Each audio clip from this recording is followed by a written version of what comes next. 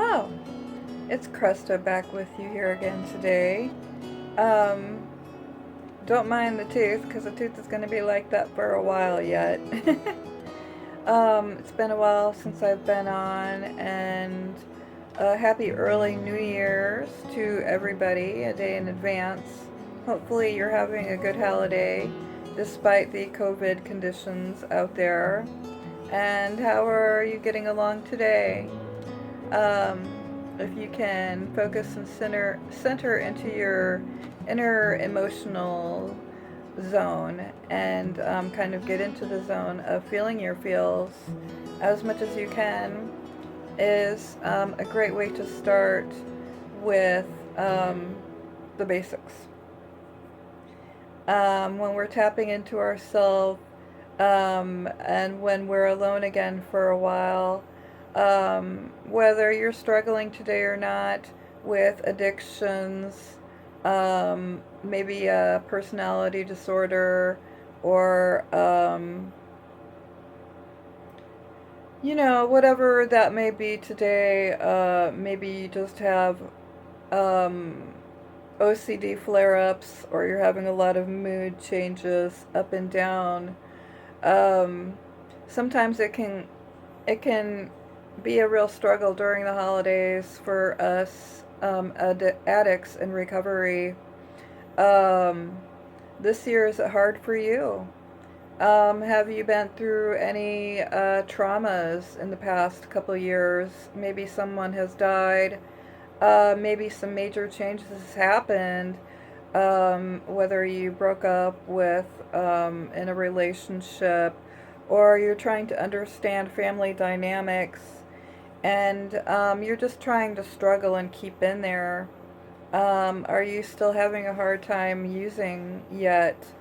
Where you think that you've grown strong and you're really learning to master the art of saying no, be it learning new boundaries and facing your family and friends with these boundaries. Do you still have weak points where something is put in front of you and you are offered all that dessert and candy, or you are offered that wine at the Christmas work party, and you're just pressured a lot, and you grow weak and you find yourself having that couple drinks, which leads to more drinking, or those pills, that bad relationship that with that toxic narcissist that can drag you down and leave you in the mud, um, by taking all your money, or just emotionally spends you until you just feel like really tired and just vampirically sucked out of your energy today or many days. Um, if you're manic or whatever, where you have real highs and real lows, do you just feel burnt out as the new year falls upon us? It can be easy to slip back into that, especially if you're still surrounded by a lot of toxic family or friends. Um, and being alone, how easy is it for you to be alone? To take breaks and to look back in your life. And I know myself, I get a little tired here and there of constantly working on myself. Um, and sometimes I think we need to take breaks. I listen to a lot of narcissistic videos. I've been into Sam Vankin lately, and he's a good one. A little kind of depressing to listen to a little bit on his talks about toxic relationships and codependency. But,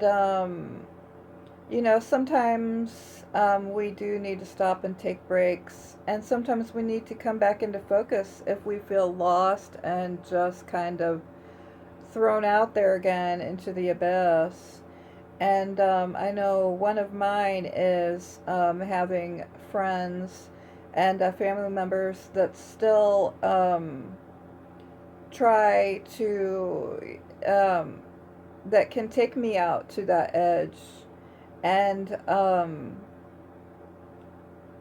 and sometimes all of a sudden you find yourself alone in the end and completely drained, and you've done spent all your money already, um, and you're left looking at that partner or whatever and wondering how mean they are and how they can, why could they have done that, you know?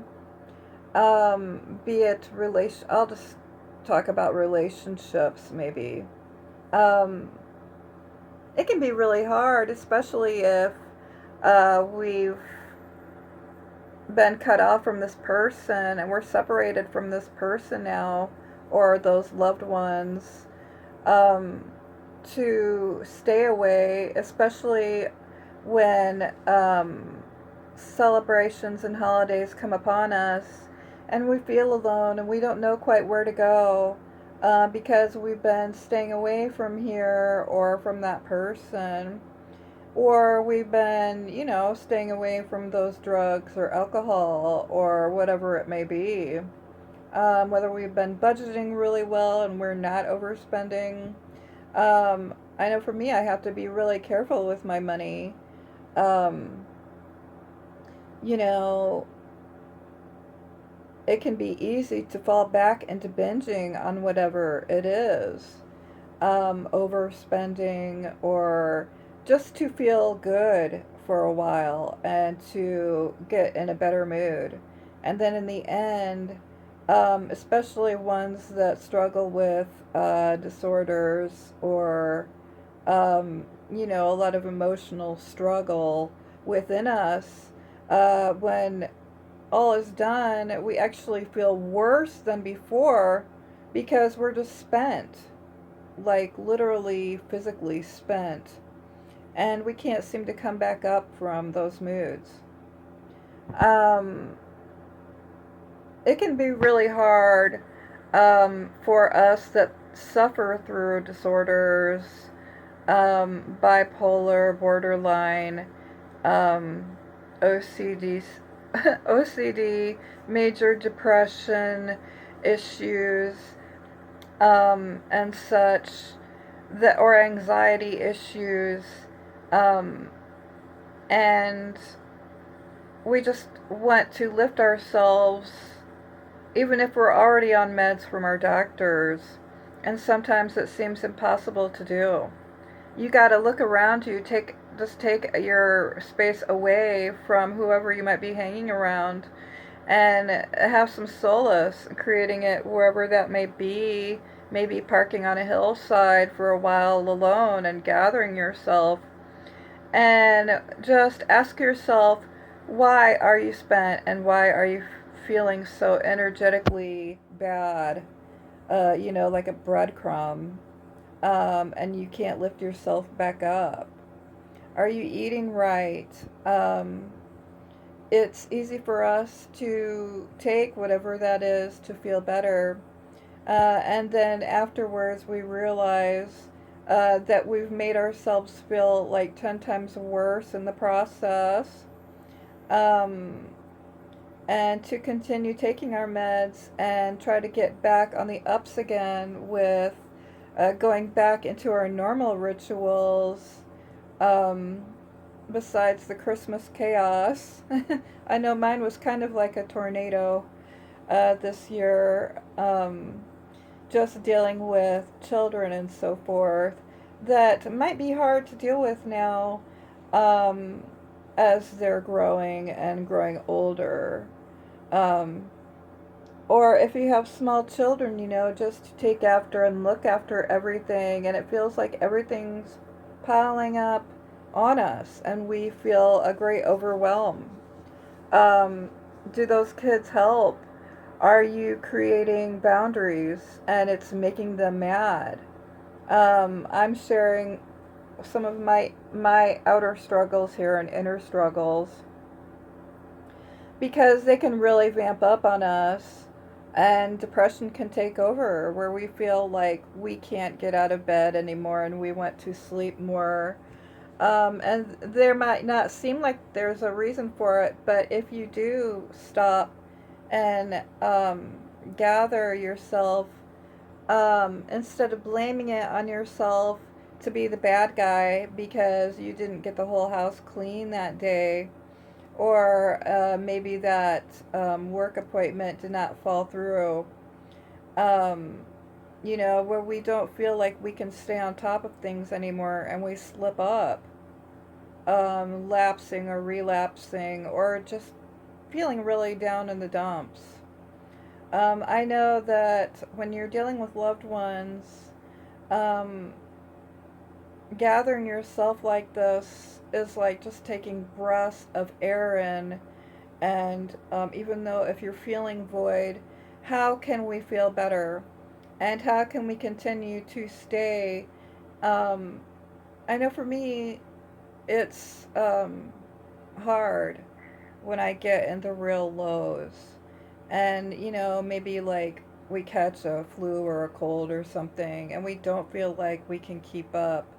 Um, Not to be shamed, blamed, or punished by others around us for not doing it all, um, when they're sitting there not helping, or if they do help from time to time. What kind of habits are we making for ourselves, and what kind of habits are we teaching?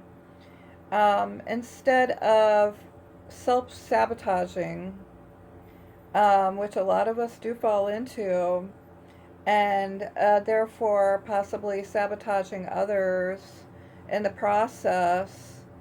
Um, like maybe you're doing some self harm and that harm rubs off on other people. Us addicts can go through that, and it can be confusing, but I found myself catching it this time, in a situation. And I thought to myself how detriment it is to stay in the AA things, like, or therapy, and what it's teaching me besides the mindfulness and the ways to stay calm. Like, I haven't meditated for almost 2 weeks, and we can fall out of these good patterns, that these new healthy patterns that we're reconditioning ourselves with a more positive mind frame and way of life. How we can struggle to fall out of that and then come back and try to forgive ourselves or others for pressuring us, and not doing the blame game on ourselves or others, and just learning from our mistakes and continuing on forward instead of backward climbing, continuing to go forward as tired as we are, and keep affirming our boundaries, to the people that we become victims to, and how hard it can still be for me, um, in places where I should be saying no, and then I find myself saying yes, um, and then you become really out of alignment, just to keep practicing no's as small as they can be. Um, we grow stronger in the habit of saying no, and we do become stronger, and our lives might start changing. What kind of boundaries do you have to place with certain individuals or even yourself? Um, it can be really hard. I know during this time when we start falling away from old lifestyles and people, we can feel really lonely, and we can want to go back into um, to that toxic partner or go back into that certain lifestyle, even though it's no longer working for us. It's just so addictive to be involved with staying the victim, um, and not falling into, yet again very quickly, another toxic relationship. Um, Sometimes severing ties can be harder than you think, because we have grown so ad- addicted to unhealthy relationships and unhealthy ways of treating ourselves. I think for a lot of us, it has to come down to really terrifying levels. Whether we grow sick or, you know, we end up in jail, or even death could be looming over our heads with the choices that we're making, and we don't realize it at the time where we're harming ourselves or others. Um, I've talked about safety before, um, and how people can really kind of come in and get right in there under you, um, maybe through other people or through devices like Facebook and phones, and how it's so easy to dial that number again.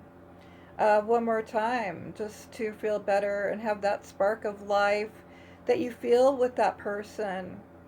And maybe if they've already not liked the boundaries that you've placed, and you know that you have to leave that for good unless they can end up doing the real changes, learning what's false and what's not. When somebody's suddenly saying, "Baby, I want you back," or you're pleading with that person to take you back, even though how nasty they are.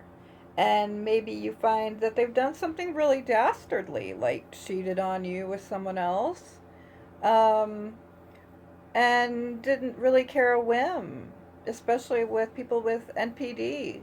You think that they're more normal than they are, and when you start researching who they are and the games that they play, um, we're not playing with ordinary people. And I know I have to learn for myself, um, whether it takes them breaking our hearts or even in, blood ties. How far are you going to let these people maneuver you into not being able to come out of that depression anymore? When you hang on to those people and you are not placing those firm boundaries. How hard is it for you today to say no to that something or that someone? Because you're going to feel more alone and sad, and we think that that is because of staying away from that person, but in the midst of it, they're dragging us along, um, and we're letting them, and we see the whole thing blow up in front of our very eyes, and they continue to be somewhere in your life, but they're actually more of the cause as to why you're feeling so low and drained. Again, not blaming others, but taking the responsibility finally, which I know charges my energy source, because I can feel what power that gives me, and that actually makes me feel better, in knowing that I am not um, one to blame, and I can choose otherwise, and just learning more of how that makes me feel better so I can incorporate that more in my future and not look back and regret the past, because these are all learning experiences for us. So just wanted to give a little tidbit today. It's already 20 minutes into it, but truly, um, is it hard for you to let the past go? Is it hard for you to let someone else go? Um, I'm going to plan on researching discard of the narcissistic relationship, and what kind of ways it can really beat you down, and this game that they play with us, where they just keep us on a string.